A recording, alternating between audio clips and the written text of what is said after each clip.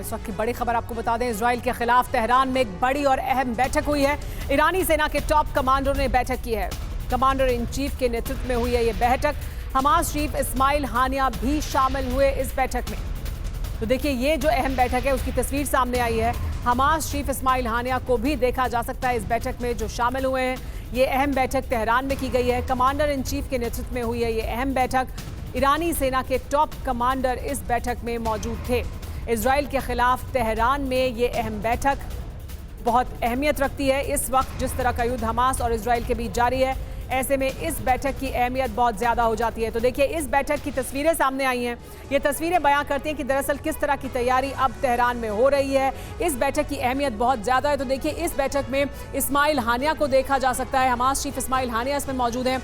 हुसैन सलामी मौजूद हैं जो कमांडर इन चीफ हैं। तो उनके नेतृत्व में कमांडर इन चीफ ईरानी सेना के हुसैन सलामी, यहाँ पर आप इन तस्वीरों में उन्हें देख सकते हैं। और यहाँ उनके ठीक बगल में बैठे हैं इस्माइल हानिया, हमास के चीफ। हमास के चीफ तेहरान पहुंचे। तेहरान में ये अहम बैठक हुई।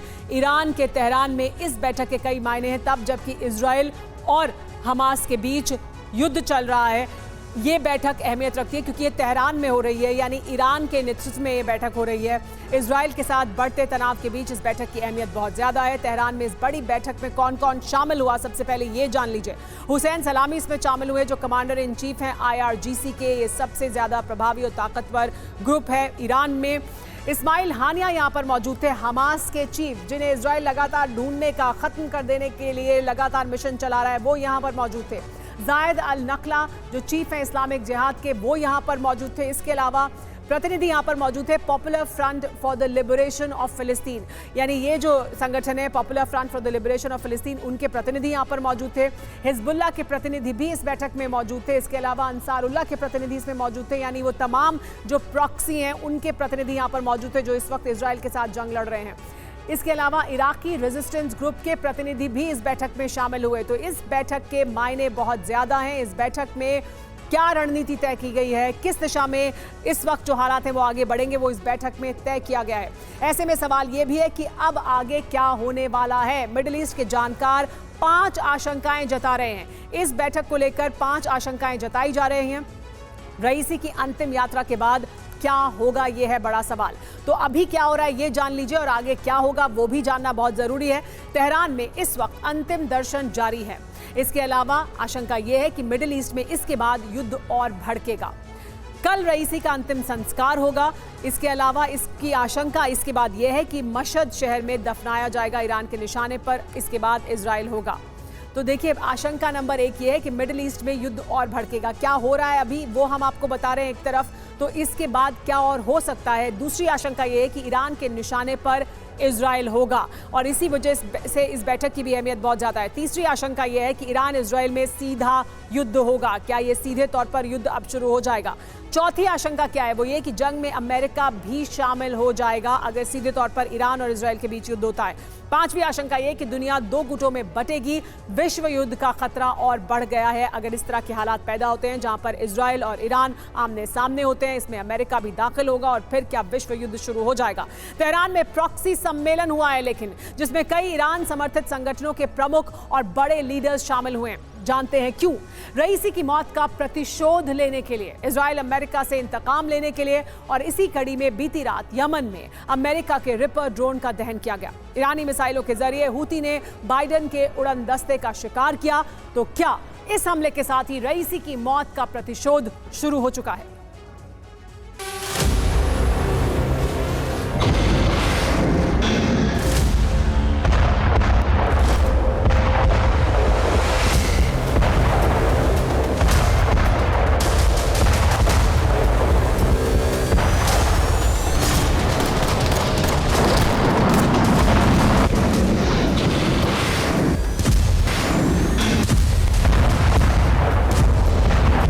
रईसी हेलीकॉप्टर क्रैश कांड के प्रतिशोध का आगाज हो चुका है। रईसी की मौत के करीब 50 घंटे बाद इंतकाम का बारूदी ट्रेलर सामने आ चुका है।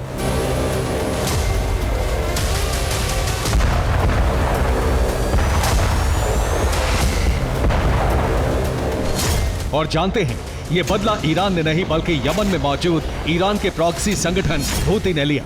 वो भी ईरानी मिसाइल के विध्वंसक प्रहार से।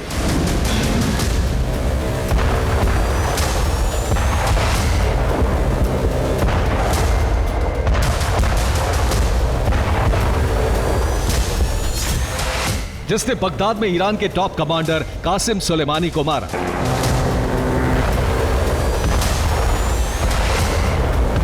जिसने काबुल में अल-कायदा चीफ जवाहिरी को ढेर किया। अमेरिकी वायुसेना के उसी आसमानी शिकारी को हूती ने आसमान में ही नेस्तनाबूद कर दिया।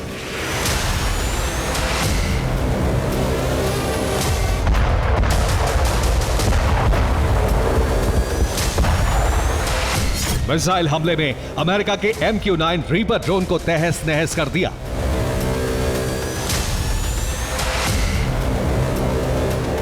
अमेरिकी MQ-9 रीपर ड्रोन के दहन की तस्वीरें खुद हूती लड़ाकों ने जारी की। अब सवाल यह है कि हूती ने रीपर ड्रोन का शिकार कब, कहां और कैसे किया।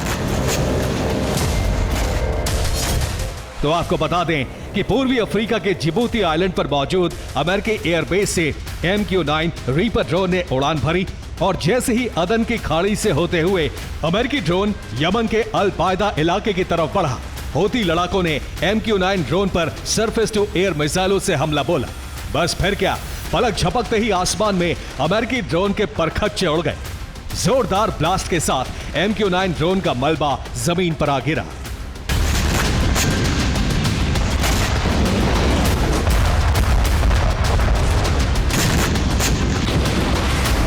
हूती के इस प्रहार से पेंटागन सहम गया। वॉशिंगटन तक में खलबली मच गई, क्योंकि यह कोई पहला मौका नहीं है जब हूती ने अमेरिकी रीपर ड्रोन को मार गिराया हो।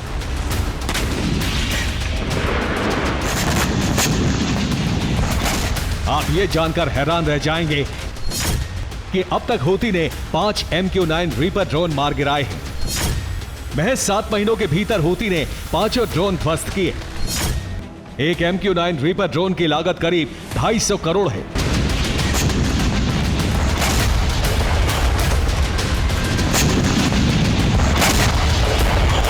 यानी 7 अक्टूबर यानी गाजा जंग के आगाज से अब तक अमेरिका को 1250 करोड़ का नुकसान तो सिर्फ MQ-9 रीपर ड्रोन के तबाह होने से हुआ है। वहीं दूसरी तरफ लाल सागर में हूती ने कई अमेरिकी कार्गो शिप को भी निशाना बनाया है।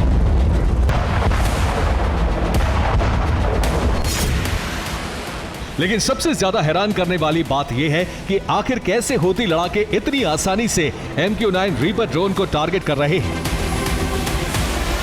कैसे एक के बाद एक रीपर ड्रोन को मिसाइल हमले में तबाह कर रहे हैं, जबकि अमेरिका ही नहीं बल्कि पूरी दुनिया MQ-9 रीपर ड्रोन को आसमान का सबसे जबरदस्त लड़ाका मानती है। और आगे बढ़ने से पहले इस वक्त की बड़ी खबर यह कि रूस और नेटो में जंग की आशंका बढ़ गई है। अमेरिका में रूस के राजदूत अनातोली एंटोनोव ने बयान दिया है, यूक्रेन नेटो को जंग के लिए उकसा रहा है। अमेरिकी हथियारों से मॉस्को पर हमला किया जा रहा है। कीव का एक्शन मॉस्को को और भड़काएगा।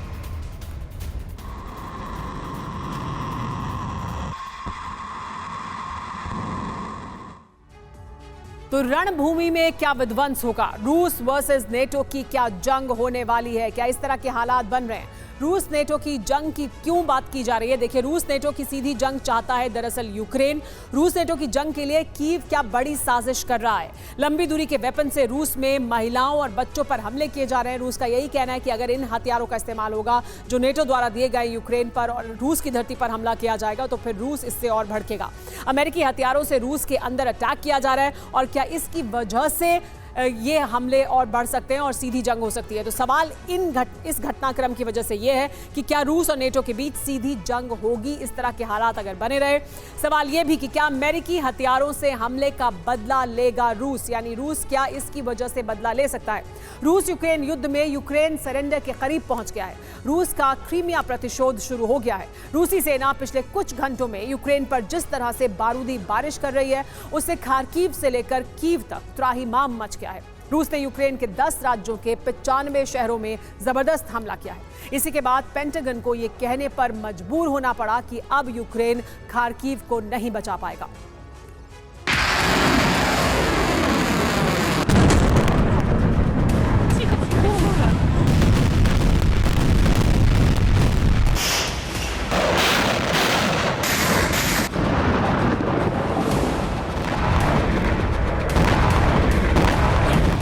ये रूसी फौज का वो जलजला है जिससे यूक्रेन दहल रहा है।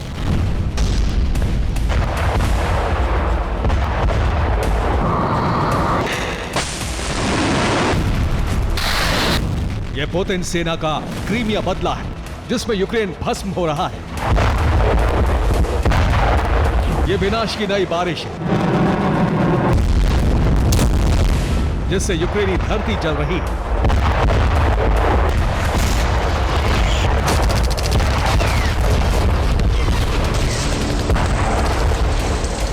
यूक्रेनी फोर्स ने क्रीमिया में गोरिल्ला घात किया। रूस के फाइटर जेट, युद्धपोत और ऑयल टैंक को जलाकर भस्म किया।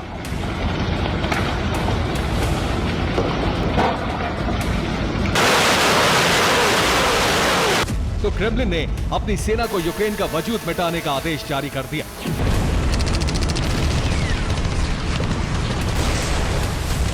उसके बाद रूसी सेना जल, थल और नभ से यूक्रेन पर किस तरह से बारूदी धावा बोल रही है, उसकी गवाही ये तस्वीरें दे रही हैं।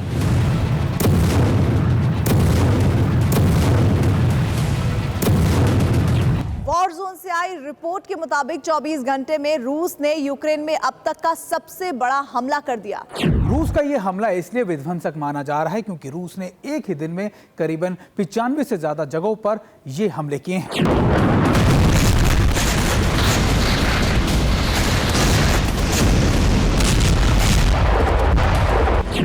Chernihiv, Mykolaiv, Luhansk, किरोवोराद, Zaporizhzhia, डिप्रोपेट्रोवस्क, Donetsk, सूमी, खार्किव और खेरसोन। यूक्रेन के इन 10 राज्यों में रूस ने 95 जगहों पर ताबड़तोड़ हमले किए और इसी के साथ यूक्रेन में चप्पे चप्पे से विनाश की भयावह तस्वीरें आने लगी।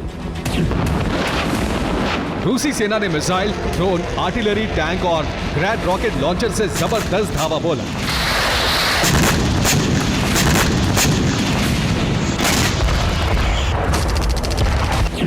रूसी रक्षा मंत्रालय के मुताबिक रूस ने कुछ ही घंटों के भीतर 56 ड्रोन दागे।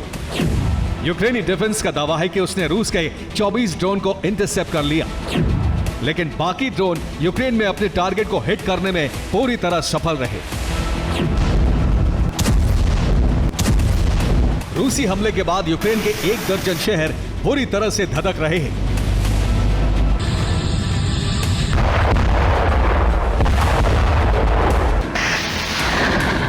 डोनेस्क में रूसी सेना ने MLRS से इस तरह विध्वंसक प्रहार किया।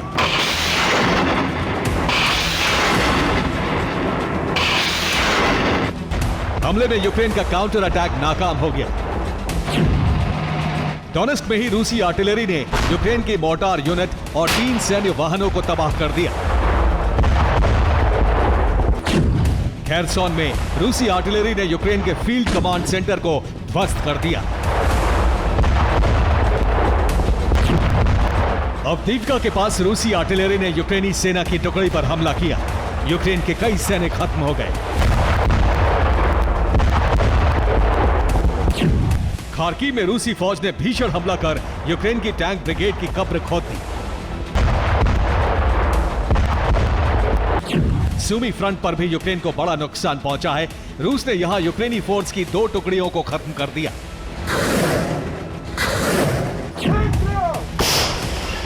ज़ेपोरिजिया में रूसी सेना के जपाट ग्रुप ने ओबित्जर से धावा बोलकर यूक्रेन के 3 पोस्ट को तहस नहस कर दिया।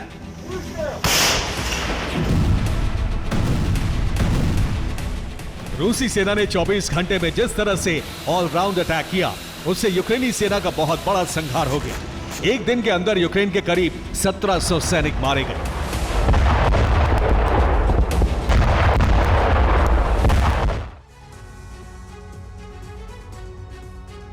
इस वक्त की बड़ी खबर, रूस का यूक्रेन में भीषण हवाई हमला, फाइटर जेट सुखोई 34 से गिराए गए बॉम्ब। रूस ने यूक्रेन में फैब 500 बॉम्ब गिराए हैं। रूसी रक्षा मंत्रालय ने जारी किया है वीडियो क्लिप।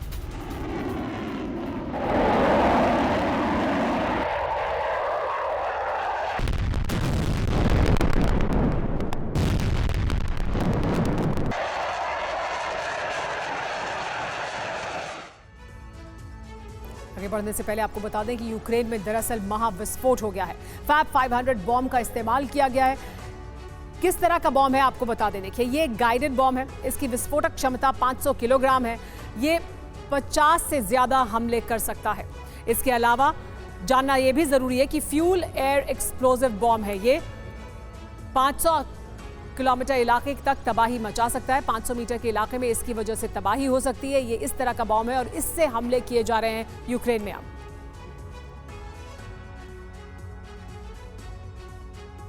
यूरोप की खुफिया एजेंसियों के मुख्यालय में मैराथन बैठकें हो रही हैं क्योंकि रूस ने मोल्डोवा से लेकर एस्टोनिया बॉर्डर तक टैक्टिकल परमाणु हथियारों की तैनाती कर दी है। 23 देशों की सीक्रेट रिपोर्ट है कि रूस यूरोप पर टैक्टिकल परमाणु हमले की तैयारी कर चुका है।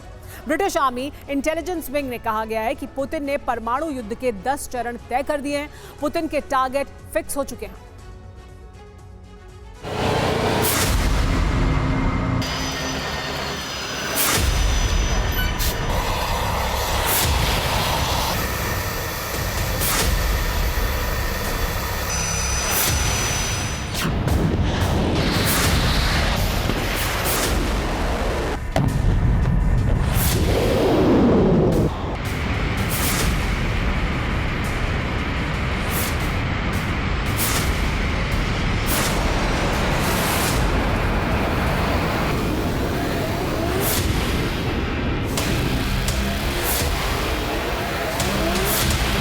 यूरोप में परमाणु युद्ध का अलार्म बज चुका है।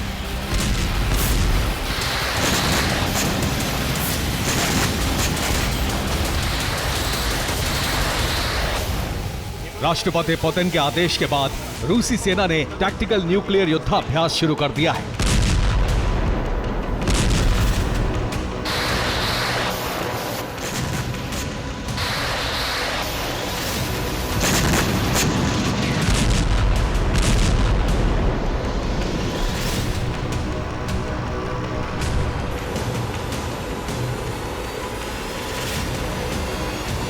रूसी सेना ने शॉर्ट रेंज स्कंदर बैलिस्टिक मिसाइलों से कम शक्ति वाले परमाणु हथियारों की तैनाती और उनसे सटीक निशाना लगाने का अभ्यास शुरू कर दिया है।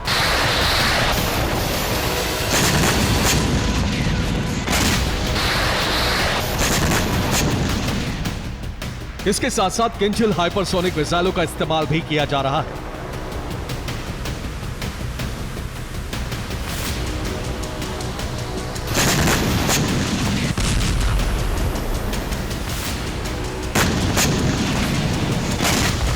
यह युद्धाभ्यास यूक्रेन बॉर्डर के करीब किया जा रहा है।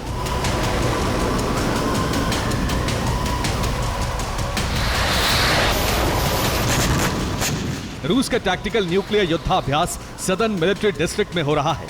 सदर्न मिलिट्री डिस्ट्रिक्ट में 13 क्षेत्र आते हैं।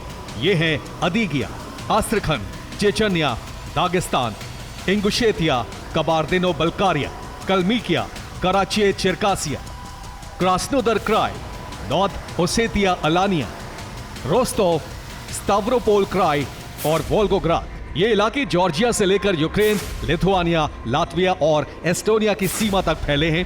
इन 13 क्षेत्रों में 25,000 से ज्यादा सैनिक युद्धाभ्यास में जुटे हुए हैं।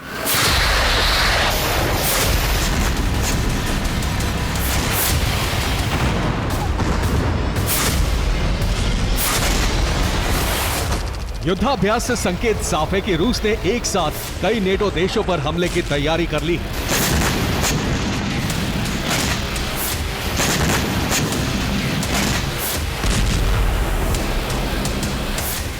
ये रूस की पश्चिमी देशों को अंतिम चेतावनी मानी जा रही है, क्योंकि रूस ने अब युद्ध का मुद्दा संयुक्त राष्ट्र में उठा दिया है।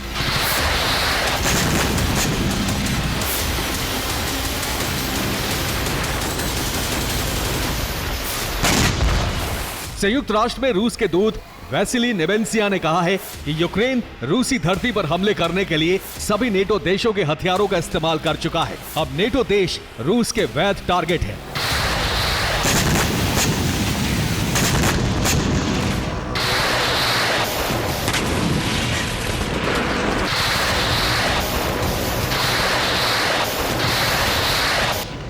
रूस की न्यूक्लियर ड्रिल को इसीलिए पश्चिमी देश सबसे बड़ा खतरा मान रहे हैं।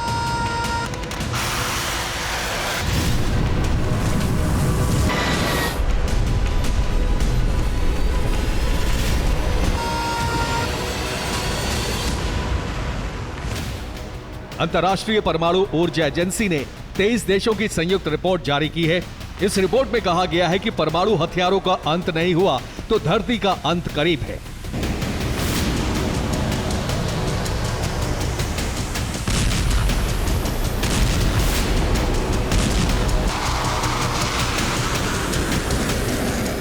ब्रिटिश आर्मी इंटेलिजेंस ने भी यह दावा किया है कि पुतिन बहुत जल्द परमाणु युद्ध शुरू कर सकते हैं।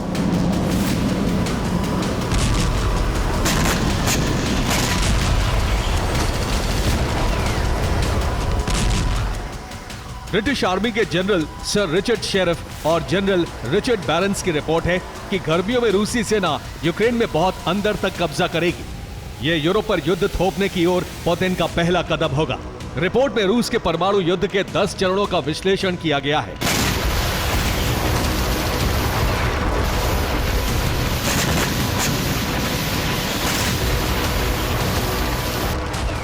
यानी खार्किव की जंग छेड़ रूस परमाणु युद्ध का पहला चरण शुरू कर चुका है। अब रिपोर्ट के मुताबिक रूस के अगले कदम क्या होंगे, ये जानिए।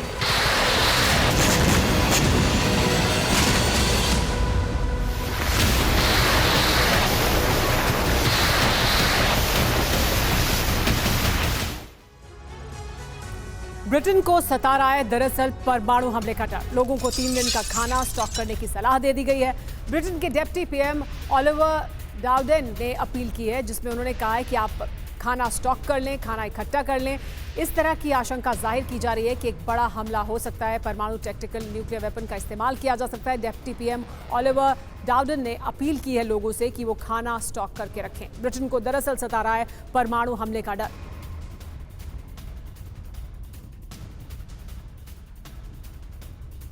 इस बीच रूस ने संयुक्त राष्ट्र में कहा है कि उसकी धरती पर जिन देशों के हथियारों से हमले हो रहे हैं वो उसका वैध टारगेट हैं। 23 देशों की सीक्रेट रिपोर्ट है कि रूस यूरोप पर टैक्टिकल परमाणु हमले की तैयारी कर चुका है। ब्रिटिश आर्मी इंटेलिजेंस विंग ने कहा है कि पुतिन ने परमाणु युद्ध के 10 चरण तय कर दिए हैं। पुतिन के टारगेट फिक्स हो चुके हैं। ऐसे में ब्रिटेन को न्यूक्लियर अटैक का डर सता रहा है। ब्रिटेन के डिप्टी प्रधानमंत्री ओलिवर डाउडेन लंदन रक्षा सम्मेलन को संबोधित कर रहे थे। न्यूक्लियर अटैक के खतरे को देखते हुए क्या क्या तैयारी रहनी चाहिए, इसको लेकर उन्होंने अपनी बात सामने रखी। सरकार की क्या तैयारी है ये भी जान लीजिए, यानी क्या तैयारी उन्होंने करके रखी है। उन्होंने बताया कि नई वेबसाइट इमरजेंसी अलर्ट और मोबाइल अलर्ट, यानी एक नई वेबसाइट बनाई गई है। इमरजेंसी अलर्ट जारी किया जाएगा, मोबाइल पर अलर्ट जारी किया जाएगा। ब्रिटेन के लोगों को क्या क्या स्टॉक करने को कहा गया है ये भी जान लीजिए। 3 दिन का भोजन स्टॉक कर रखें, बोतल बंद पानी रहना चाहिए, मेडिकल किट रखें लोग, टॉर्च और कार को भी चार्ज रखें। ओलिवर डाउडेन जो डिप्टी प्रधानमंत्री हैं ब्रिटेन के, उन्होंने ये अहम जानकारी ब्रिटेन के लोगों के लिए साझा की है। लेकिन अमेरिका अपने न्यूक्लियर प्रोग्राम को लेकर कुछ बड़ा करने जा रहा है इस बीच, इसलिए उसने नेवादा न्यूक्लियर लैब में एक अहम परमाणु स्टेप आगे बढ़ाया है, जिसके जवाब में रूस ने कैलिफोर्निया के एकदम पास एटमी युद्धपोत को उतार दिया है, जिससे न्यूक्लियर हाइपरसोनिक मिसाइल का टेस्ट किया जा सकता है। यानी अब परमाणु कार्यक्रम को लेकर रूस और अमेरिका भिड़ने वाले हैं, जिसका दायरा जमीन से लेकर अंतरिक्ष तक है।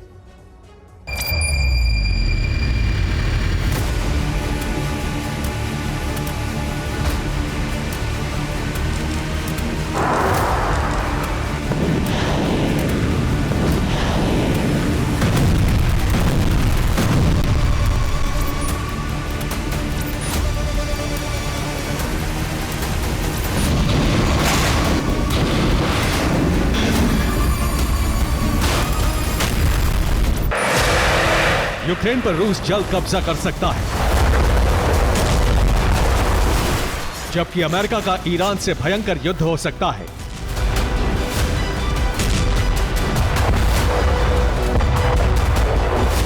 दोनों ही देश कभी भी टकरा सकते हैं और यह टकराव कभी भी एटमी युद्ध में बदल सकता है।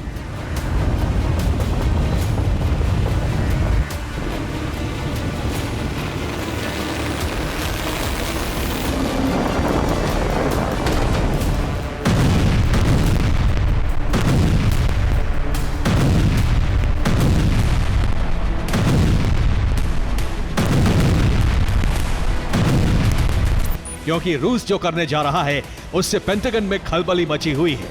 वैसे भी रूस एटमी युद्ध की धमकी देता रहा है।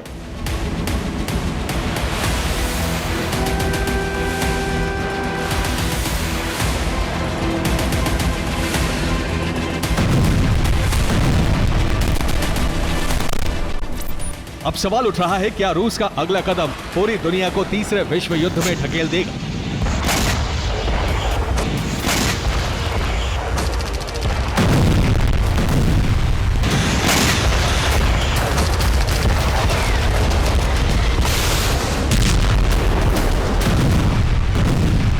रूस अमेरिकी बॉर्डर से ठीक 60 किलोमीटर दूर एक टेस्ट करने वाला है, जिससे अमेरिका का बौखलाना तय माना जा रहा है। इस बीच रूस ने अमेरिका को धमकी दी है कि अगर उसने चोरी छिपे कोई भी परमाणु परीक्षण किया तो फिर अमेरिका को गंभीर परिणाम भुगतने होंगे। पहले वो जगह देख लीजिए जहां रूस कयामत लाने वाला टेस्ट कर सकता है। प्रशांत महासागर में कैलिफोर्निया से 60 किलोमीटर दूर रूस जलजला लाने वाला है, यानी अमेरिका के बेहद नजदीक रूस एक टेस्ट कर सकता है।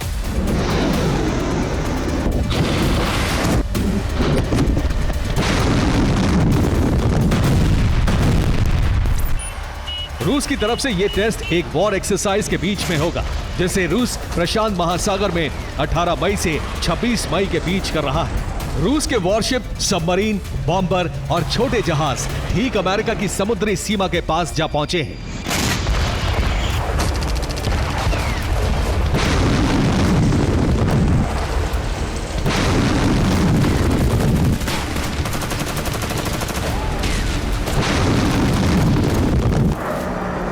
इसी बीच रूस अमेरिकी तट के पास न्यूक्लियर हाइपरसोनिक मिसाइल टेस्ट करेगा, जो सीधे तौर पर अमेरिका के लिए चैलेंज होगा कि रूस ने इतने पास एटमी वॉर एक्सरसाइज करके अपनी ताकत की नुमाइश कर दी है।